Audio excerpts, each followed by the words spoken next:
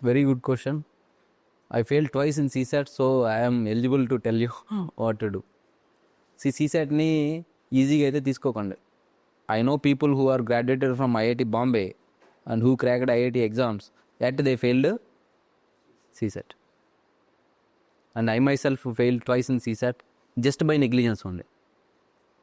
అందుకే నెగ్లెక్ట్ చేయొద్దు. Basic numeracy actually అందరూ ఏం చేస్తారంటే ఈ అథమెటిక్ బుక్లు తీసుకొని CSAT ప్రిపేర్ అవుతారు. అసలు there is no where it is mentioned arithmetic అని. CSATలో ఎక్కడ అథమెటిక్, CSAT సిలబస్లో ఎక్కడ అథమెటిక్ అని మెన్షన్ లేదు. కానీ మన వాళ్ళు అథమెటిక్ బుక్ తీసుకొని స్టార్ట్ చేస్తారు.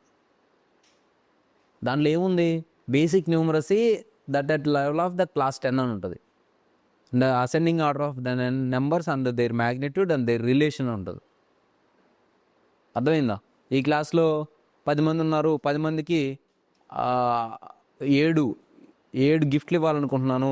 కాబట్టి గిఫ్ట్ రాని వాళ్ళ పర్సంటేజ్ ఎంత, గిఫ్ట్ రాకుండా ఉండేదాని ప్రాబిలిటీ ఎంత, గిఫ్ట్ వచ్చిన వాళ్ళ ప్రాబిలిటీ ఎంత, గిఫ్ట్ రాని వాళ్ళకి వచ్చిన వాళ్ళకి ఉన్నటువంటి డిఫరెన్స్ ఏంటి, గిఫ్ట్ రాని వాళ్ళకి వచ్చిన వాళ్ళకి ఉన్న డిఫరెన్స్ యొక్క ఏంటి ఫ్యాక్టర్స్ ఏంటి, గిఫ్ట్ రాని వాళ్ళకి వచ్చిన వాళ్ళకి ఉన్న నెంబర్స్కి ఉన్నటువంటి LCM ఏంటి, HCM ఏంటి, ఇలా నెంబర్స్ తోటి గేమ్స్ ఆడతారు వాళ్ళు. అర్థమైందా? That is called basic numeracy, number game basically. అందుకే మీరు వెళ్ళి నెంబర్ సిస్టమ్తో స్టార్ట్ చేయండి. What is number, what is digit, what is factor, what is remainder, ఇట్లాంటివన్నీ తెలుసుకోవాలి మీరు. ఫర్దర్ నేనేం చేశానంటే క్లాస్ 6 నుంచి 10 వరకు ఉన్నటువంటి మ్యాథ్స్ బుక్స్ తీసుకొని దాంట్లో ఈ బేసిక్ న్యూమరసీకి సంబంధించినటువంటి టాపిక్స్ ఏవైతే ఉంటాయో అవన్నీ తీసుకొని వాటిని చదవడం జరిగింది. దాంట్లో స్కూల్ పిల్లలకి కదా వాళ్ళు చెప్పేది ఆ బుక్స్, అందుకని వాళ్ళు ఇంకా చిన్న చిన్న ఈజీ ఎగ్జాంపుల్స్తో చెప్తారు, ఈజీగా అర్థమవుతాయి.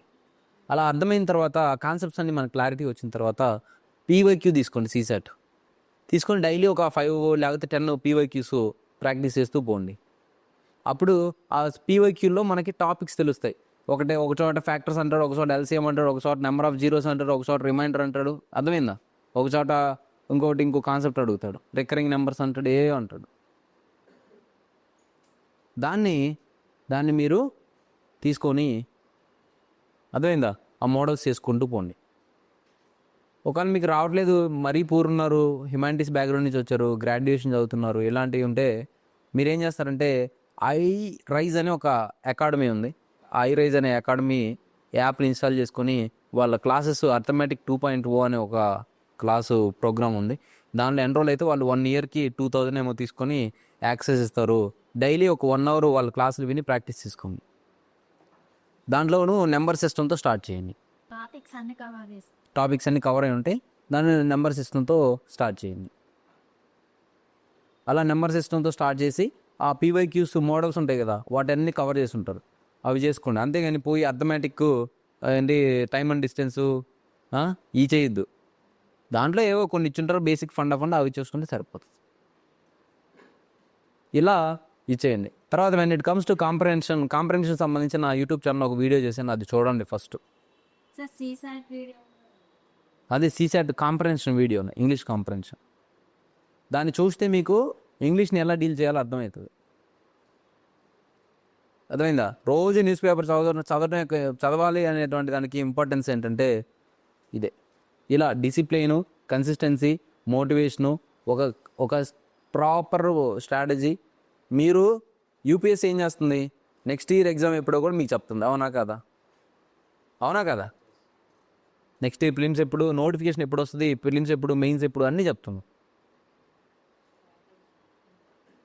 కదా. మీరు కూడా అంతే స్ట్రాటజిక్గా day to day target, weekly target, monthly target అవన్నీ పెట్టుకొని ఒక అప్రోచ్తో కనుక అని చేస్తే అచీవబుల్లా కాదా టార్గెట్? అర్థమైందా? నెక్స్ట్ ప్రిలిమ్స్కి 10 నెలలు ఉంది, నెక్స్ట్ మెయిన్స్కి 14 నెలలు ఏమో ఉంది. అవునా? 14 నెలలు మీరు స్ట్రాటజీకి ప్లాన్ చేసుకొని ఒక రైట్ డైరెక్షన్లో కనుక వెళ్ళారనుకో మీరు క్రాక్ చేసుకోవచ్చు. డిసిప్లిన్ ఈజ్ మోర్ ఇంపార్టెంట్, గుర్తుపెట్టుకోండి. ఇప్పుడే కాదు, అది ఒక మంచి షీల్డ్ లాంటిది, మిమ్మల్ని ప్రొటెక్ట్ చేస్తూ ఉంటుంది. మీరు చూసే ఉంటారు, మీకు 10th క్లాస్లో ఎవడో ఒకటి తులిపోడు ఇండిసిప్లిన్ ఫెలో ఉంటాడు. వాడు ఇప్పుడు ఊర్లో ఆటో తోలుతానో లేకపోతే ఇంకో పని చేస్తూ ఉంటాడు. మీరు అబ్జర్వ్ చేసి ఉంటారు కావాలంటే. అదే డిసిప్లిన్. మీకు ఎంతో కొంత డిసిప్లిన్ ఉండి జీవితం అంటే కొంత సీరియస్నెస్ ఉంది కాబట్టి మీరు ఇక్కడ దాకా రాగలిగారు. అవునా? అంతే కదా. మనం సాధించాలి జీవితంలో, మనం పెద్ద అవ్వాలి, మనం 10 మందికి హెల్ప్ చేయాలి, అటువంటి యాస్పిరేషన్స్. అదే మీరు కాకుండా మీ తల్లిదండ్రులు ఎవరో పుష్ చేసి పంపించారనుకోండి, మీరు వస్తారు, అశోక్ నగర్ దాకే వస్తారు, కానీ ఇట్లాంటి ఫ్రీ సెషన్స్కి, ఇంటరాక్టివ్ సెషన్స్కి రారు. అర్థమైందా? అంటే మీకు మనసులో స్వతహాగా ఏదో ఒకటి సాధించాలి, you are rest of the crowd, మీరు మిగతా వాళ్ళకంటే భిన్నం అనమాట, you are different from the rest of the crowd. అలా జీల్ ఉంది, ప్యాషన్ ఉంది, లైఫ్ పట్ల సీరియస్నెస్ ఉంది కాబట్టి మీరు ఎక్కడ దాకా వచ్చారు. అదే దాన్ని రైట్ ఛానల్లో ఓరియంటేషన్ చేసి పాజిటివిటీని మెయింటైన్ చేసుకుంటూ discipline, consistency is more important. I'm very average student. 10th క్లాస్లో నాకు 300 చిల్లర మార్కులు, ఇంటర్మీడియట్లో 800, అది సైన్స్ అండ్ ప్రాక్టికల్స్ వల్ల వచ్చాయి కొన్ని. డిగ్రీలో 60% ఫస్ట్ క్లాస్ స్టూడెంట్.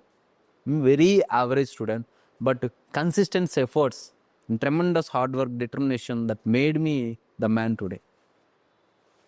అర్థమైందా?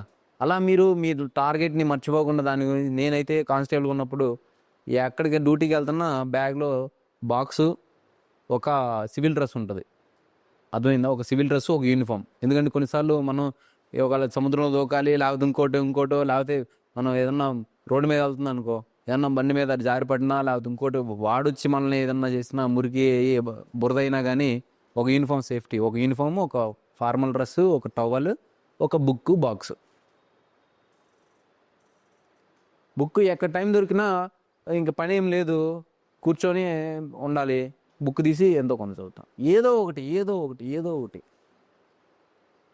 చదువుతూ ఉంటే ఆ ప్యాషన్ అనేటువంటిది, if not you are not learning, you will be learning how not to read it అనేది కూడా. అర్థమైందా? మీకు ఆన్సర్ ఏం తెలియదు, కంటెంట్ ఏం లేదు, రోజు రాస్తా పోతా ఉన్నారు, రోజు ఏదో రాస్తా ఉన్నారు. ఒకరోజు మీకు ఇంగ్లీష్లో రాయటం అనేటువంటిది, రోజు రాయటం కష్టం అని అర్థమైంది.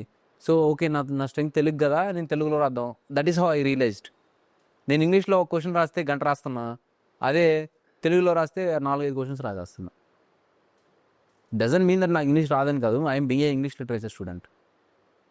కానీ నా స్కూలింగు ఇవన్నీ ఇప్పుడు ఇంగ్లీష్ లిటరేచర్ టాపిక్ వరకే ఇంగ్లీష్లో ఉంటుంది, హిస్టరీ, పొలిటికల్ సైన్స్ తెలుగులో ఉంటాయి. సో నేను ఓకే, నా స్ట్రెంగ్త్ ఇది, నా వీక్నెస్ ఇది అని నేను రియలైజ్ అయ్యాను. ఇంగ్లీష్లో చేయాలంటే చాలా హార్డ్ వర్క్ చేయాలి, దీంతో దాన్ని మళ్ళీ ఎక్కువ స్కిల్స్ పెట్టాలి. అదే తెలుగులో అనుకుంటే కొంచెం మెటీరియల్స్ లేవు, దాన్ని మనం సెటరైజ్ చేసుకుంటే సెట్ అయిపోద్ది అని చెప్పేసి టార్గెట్ మన మైండ్కి మనకి తెలిసింది. అది ఎలా తెలిసింది? నేను రోజు కన్సిస్టెంట్గా రాసుకోవటం, రివ్యూ చేసుకోవటం. అలా రోజు రాస్తే నాకు ఒక క్వశ్చన్ 1 hour పట్టిపోతుంది, ఇంకా 2 hours అవుతుంది కొన్ని క్వశ్చన్స్కి. ఎందుకు? నేను చెప్పా కదా, ఆన్సర్ ఫస్ట్ మనం ఒక క్వశ్చన్కి ఆన్సర్ రాయాలన్నప్పుడు ఫస్ట్ రీకలెక్షన్ ఆఫ్ ఇన్ఫర్మేషన్ చేయాలి. దాన్ని చేసిన తర్వాత కంపోజింగ్, అనాలిసిస్ ఆఫ్ ఇన్ఫర్మేషన్ చేయాలి క్వశ్చన్ తగ్గట్టు. తర్వాత కంపోజింగ్ ఆఫ్ ఇన్ఫర్మేషన్ చేయాలి. దాని తర్వాత బ్రెయిన్ చెప్తుంది నువ్వు వెళ్ళి రాయరా అబ్బాయి అని. సో మనం వెళ్ళి బ్రెయిన్ హ్యాండ్ కోఆర్డినేషన్. అది రాసిన తర్వాత ప్రజెంటేషన్ నీట్గా ఉండాలి. ఇలా ఇన్ని ప్రాసెస్ ఉన్నాయి.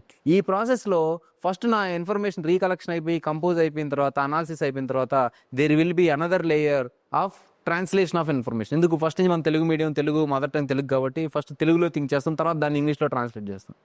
దానివల్ల కొంత టైం అవుతుంది. ప్రతి క్వశ్చన్కి 30 seconds టైం అయిపోయింది అనుకోండి, 20 into 30 seconds ఎంత? 1 hour. సీసెట్లో ఫెయిల్ అవుతావు, జాగ్రత్త, ప్రాక్టీస్ బాగా. 10 minutes, 20-30 seconds 10 minutes. 10 minutes అంటే నేను ఒక్క క్వశ్చన్ పోయినట్టు, అవునా? ఒక క్వశ్చన్ రాయినట్టు. ఇప్పుడు 4 అంటే 2, ఇప్పుడు 5, 6 పేపర్లు ఉంటాయి. అర్థమైందా? సో 6లో 6 క్వశ్చన్స్, 6 పదాలు 60 మార్కులు వదిలేస్తే నేను 9 marks అని ఫెయిల్ అయ్యా ఆల్రెడీ. అర్థమవుతుందా? సో అందుకని మన స్ట్రెంగ్త్ ఏముంది, మనం ఎన్ని తెలియాలన్నా కానీ మనకి we have to practice regularly. అర్థమైందా? అలా ఆ ప్యాషన్తో డ్రైవ్ అవుతుంటే ఏదో ఒక రోజు తీరని చెప్తారు.